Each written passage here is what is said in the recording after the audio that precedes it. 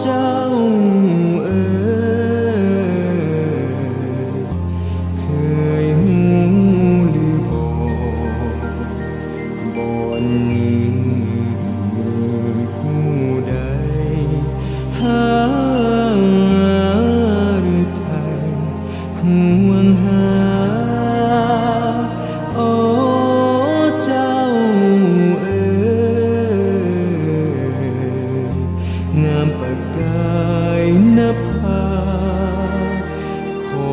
มองบ่ยอมนิทราขอสื่นสมให้อายสื่นใจ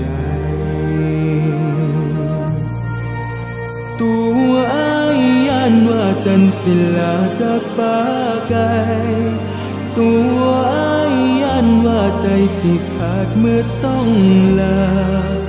ตัวอายย้านอ้อเจ้าจากไปบ่เห็นหน้าย้านสักตา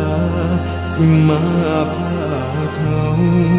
เพียงลับตากะวนกะวายและหอนหนเพียงมืดมนอายสิทานทนได้หรือบ่เพียงยิ้มมาหัวใจเบิกบานคลายทุกเศร้าเฮาน้อเฮา